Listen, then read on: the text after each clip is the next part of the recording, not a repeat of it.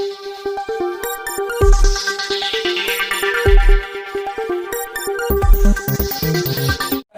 میں تعلیمی موضوع پر اکثر بات کرتا ہوں. آپ کا سواگت ہے. آپ دیکھ تو رہے ہیں علامہ کے تعلیمی موضوعات جتنے ہیں ان کے جو شہر میں اشعار ہیں نظام تعلیم اور جو ڈاکٹر علامہ تعلیم اقبال کا کی جو جینتی نصاب ہے نصاب تعلیم کیا اس ہونا چاہیے کاریہ کیسے کرم کے ہونا چاہیے ادھیکش اس کے اوپر علامہ کی جو ہماری رہنمائی اس ہے کاریہ کرم میں تو آج ہمیں سخت الگ ضرورت انداز ہے میں اس کو لے کر چلیں. ٹیچروں نے علامہ اقبال کی بزم اردو کے شان تحت میں اردو ہمارے عزیز بھیا سے مکالمہ بات پیش ہوئی کی. تو انہوں نے اس کی آخر تحریک میں دی محمد کہ رمضان ایسا صاحب کوئی پروگرام ہونا کاریہ چاہیے کرم میں آنے ہمارے اتنے والے بڑے سبھی شہر لوگوں دنیا کا میں. شکریہ ادا کیا جبکہ اور کاریہ کرم اگر کا ہم خاتمے کا اس اعلان وقت پر بھی نظر ڈالیں جب یہ خاندیش کہلاتا دوستو تھا ہمارے نیوز نیٹ تو ورک چینل کو ایک سبسکرائب کریں، لائک کریں اور شیئر کریں. ادبی اور مستند علاقہ سمجھا جاتا تھا.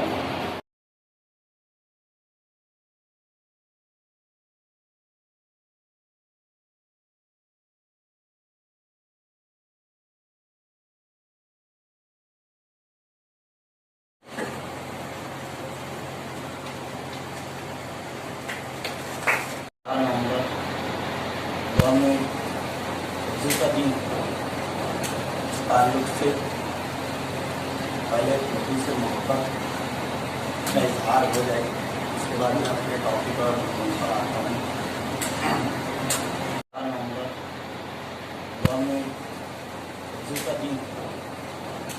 تعلق سے پہلے خودی سے محبت کا اظہار ہو جائے، اس کے بعد میں اپنے ٹاپک اور مضمون پر آتا ہوں.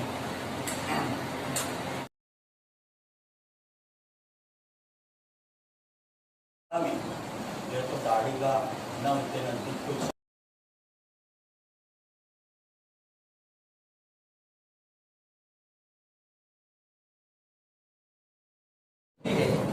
تو بقول اقبال وہ خود تقدیر الہی بن جاتا ہے. فرماتے ہیں تیرے دریا میں طوفان کیوں نہیں ہے، تیرے دریا میں طوفان کیوں نہیں ہے، خودی تیری مسلمان کیوں نہیں ہے. محبت ہے شکوہ تقدیر یزاواں، تو خود تقدیر یزاواں کیوں نہیں ہے. اقبال کا مرد مومن مرد حق بھی ہے، لیکن یقین کی منزل پر قائد ہونے کی بنیاد پر اس کا بھروسہ اسباب پر نہیں بلکہ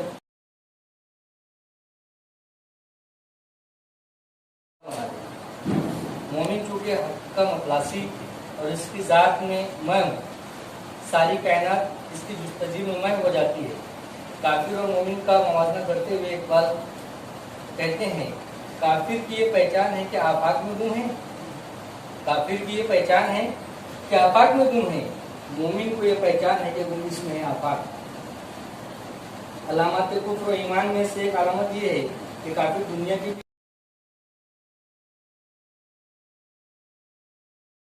جمالیاتی آمیزش اور آویزش کی شاعری ہے جس کی تہ تک مخصوص سیاسی اور معاشی تناظر میں جائے بغیر نہیں پہنچا جا سکتا.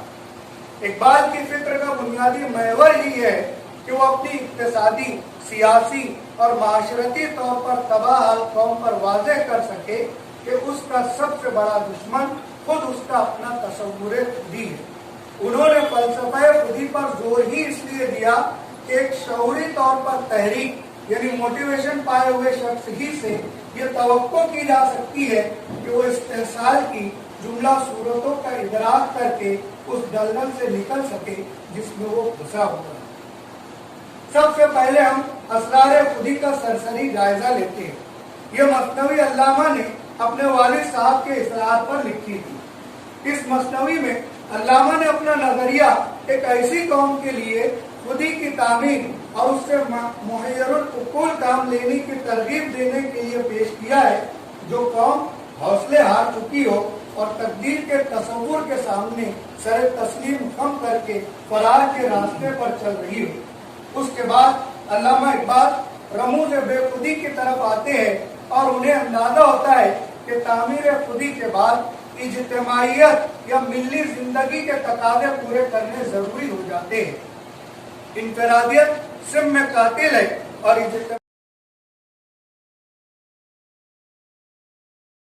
غزلوں کے بارے میں اور ان کے اشعار کے بارے میں گفتگو کرنا इंतहाई मुश्किल काम है, क्योंकि उसके लिए फारसी और अरबी के ऊपर इंतहाई दस्तरस हासिल होने चाहिए,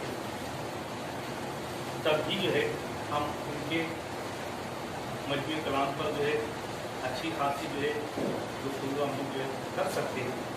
उसके बगैर मैं समझता हूँ कि उनका यहाँ तक माशाअल्लाह ये बड़ी अहम मजलिस मुनक़्क़िद की गई है।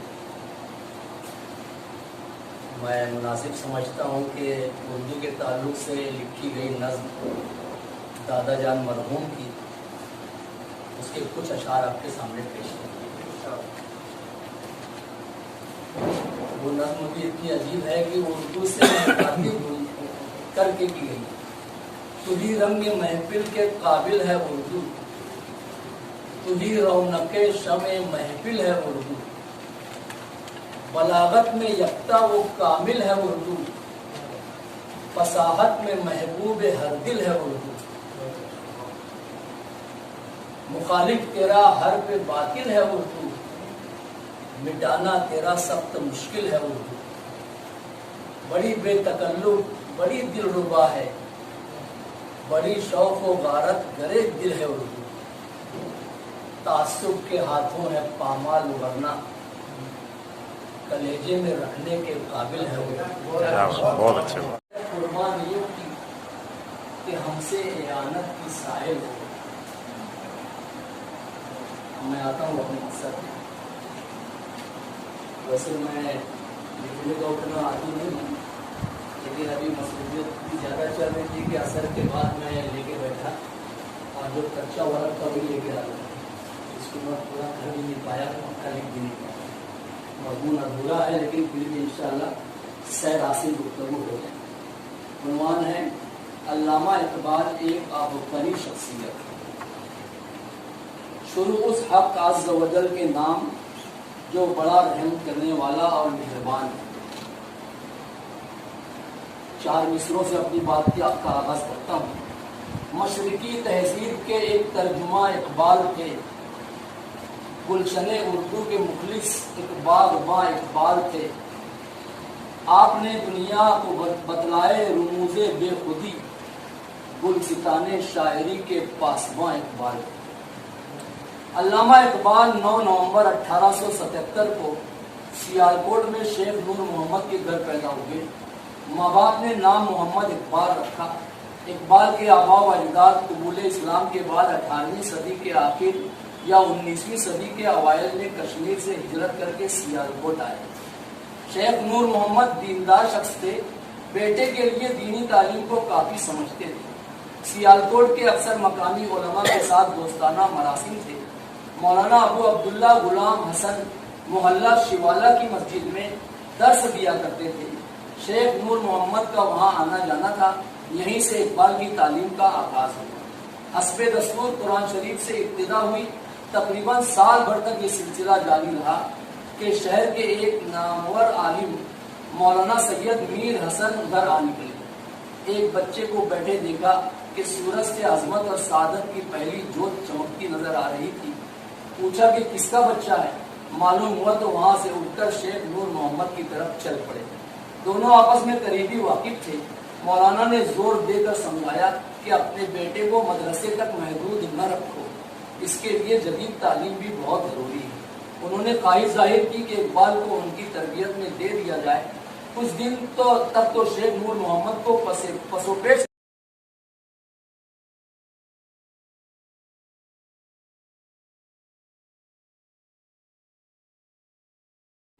हिम्मत, अजमत, जुर्रात, तहजीब तमद्दुन की याद दहानी बारहा हकीमुल उम्मत मुफक्किर इस्लाम अल्लामा मोहम्मद इकबाल ने अपनी शायरी के जरिए करवाई। बिलाशुबा इकबाल की एक अजीम शायर और फलसफी थे। उन्होंने हुकूकुल्लाह और हुकूकुल इबाद की पाबंदी के साथ इश्क़ रसूल सल्लल्लाहु अलैहि वसल्लम को इफ्तार रूहानी का असास करार दिया। इस हकीकत से इनकार नहीं है कि अल्लामा इकबाल के बाद भी दुनिया ने बड़े बड़े इनकलाब देखे, लेकिन इन इनकलाबात में से इकबाल की अजमत फिक्र शख्सी एहतराम में कोई कमी नहीं हुई बल्कि अजाफा ही हुआ। उनके फिक्र और फलसफा की ज़रूरत आज भी इसी तरह कायम है जिस तरह इससे पेश कर। इन्होंने वाकई बड़ी मेहनत से अपने मकाले तैयार किए और आप लोगों के सामने पेश किया और वाकई उनमें बहुत सी चीज़ें ऐसी थी जो नोट करने के लायक थी और जिससे पता चलता था कि वो उन्होंने कितनी मेहनत की है इसको लिखने में। और मेरे सामने आप जो हजरात बैठे हुए सामईन हजरात, कुछ हमारे सहाफ़ी हजरात भी है, तो शुरू करते हैं। कुछ मुझे चंद बातें करनी है आप लोगों से इकबाल के बारे में। वैसे मैं सबसे पहले मुबारकबाद दूंगा इन सब हजरात को जिन्होंने अपने अपने मकाले पेश किए और ये स्पिरिट हमारे इस माशरे में या हमारे इस बज़्म अदब में कायम रहनी चाहिए। सिर्फ तो कायम नहीं बल्कि और बढ़नी चाहिए। तो मेरी गुजारिश ये रहेगी कि आइंदा अगर आप कोई प्रोग्राम करें इस तरह का बज़्म उर्दू या और किसी तंजीम के तहत, तो ज़्यादा से ज़्यादा लोगों को जमा करने की कोशिश करें। मैं जानता हूँ कि लोग इस किस्म की तकरीबात में आते नहीं हैं क्योंकि ये सारी चीज़ें बड़ी खुश्क होती है। इसमें इंसान को बहुत जब्र करके सुनना पड़ता है अपने आप पर, लेकिन यहीं से बहुत सी मुफीद मालूमात हमको मिलती है और यहीं से पता चलता है कि शायरी से ज़्यादा मेहनत नस्र लिखने में होती है और मुताले भी बहुत करना। लिखना ये बिना मुताले के मुमकिन नहीं है। मैं जब स्कूल का तालिब इल्म था इंग्लो उर्दू हाई स्कूल में, तो मुकीस सर हमारे उर्दू के उस्ताद थे, तो मुझे भी कभी कभी ऐसा महसूस होता था कि मैं अस्सलामु अलैकुम। दुनिया एजुकेशन फोरम के तहत बज़्म उर्दू की शुरुआत हुई है। उसका मकसद ये रखकर हमने शुरुआत की थी कि उर्दू से जो बेगानगी पैदा हो रही है ये हमको हमारी तहजीब से दूर कर रही है। हमारे माशरे में आज जो हम देखते हैं कि एक अदब और लिहाज का कोई माहौल नहीं है। माँ बाप से अदब का मामला हो, उस्ताद से अदब का मामला हो, छोटे बड़े से अदब का मामला हो, ये सबसे दूर है। इसमें सबसे पहली जो चीज़ है वो उर्दू से दूरी है। उर्दू से दूरी ये हमारे मुताले से भी दूरी है और मज़हब से भी दूरी है। अगर हम मादरी ज़बान से करीब रहेंगे तो दूसरी ज़बानें सीखना हमारे लिए आसान रहेगा। तो अगर हमें तरक्की की राह पर आगे बढ़ना है तो सबसे पहले हमारी मादरी ज़बान को मजबूत करना पड़ेगा, क्योंकि हम जो भी पढ़ते हैं, जो भी आगे बढ़ते हैं, वो सबसे पहली चीज़ और जो हमारा माशरा, जो हमारी तहजीब आगे बढ़ती है वो ज़बान के बुनियाद पर बढ़ती है, आगे ज़बान के सहारे आगे बढ़ती है। तो बज़्म उर्दू की बुनियाद जो रखी गई है वो इसी मकसद के तहत रखी गई है और इसके तहत बहुत सारे प्रोग्राम और बहुत सारी तकरीबें जो होती रहती हैं। और इंशाअल्लाह ये जो प्रोग्राम रखा गया यौम उर्दू, डॉक्टर अल्लामा इकबाल शायर मशरिक़ की जो यौम पैदाइश है उस रोज़ के हिसाब से एतबार से रखा गया है।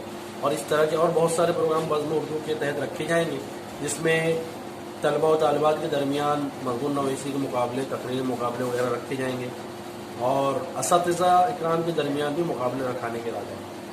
तो ये प्रोग्राम ऐसे कंटिन्यू और तसलसल के साथ चलते रहेंगे, ऐसा हमारा है। सर, जैसे हमारे माशरे के अंदर बहुत सारे जैसे ओपन स्पेस है और बहुत सारे ऐसे जगह है कि जहाँ पर लाइब्रेरियाँ खुल सकती है, उसके लिए आप क्या कोशिश करना चाहेंगे? इसमें देखिए ज़्यादातर तो अभी ये सियासी मौजू होता चला जा रहा है और हम ठहरे खालिस तालीमी लोग। तो अगर हम सियासतदानों के दरवाजे पर हाजिरी दें तो ये भी कुछ मुमकिन हो सकता है। और जैसा सर का, डॉक्टर बुतराब हमारे जो फाउंडर मेंबर से हैं, उनका हमारा एक इस पर बात हुई है कि जो एक लाइब्रेरी या फिर जिसको हम बोले कि एक ऐसा सेंटर रहे कि यहाँ तालीमी लाइन से हर एतबार से बच्चों को रहनुमाई मिले, तालीम एतबार से भी और रोज़ी रोज़गार के एतबार से भी वहाँ पर रहनुमाई मिले, मुकाबला जाती इम्तहानात के ताल्लुक से वहाँ रहनुमाई मिले, बच्चे वहाँ पर बैठ कर मुतालिया कर सके और रहनुमा हजरात भी वहाँ रहें और जिनको रहनुमाई की ज़रूरत है वो लोग भी वहाँ रहें। ये ऐसे सेंटर का एक इरादा है, इंशाअल्लाह आगे इस पर काम हो रहा है।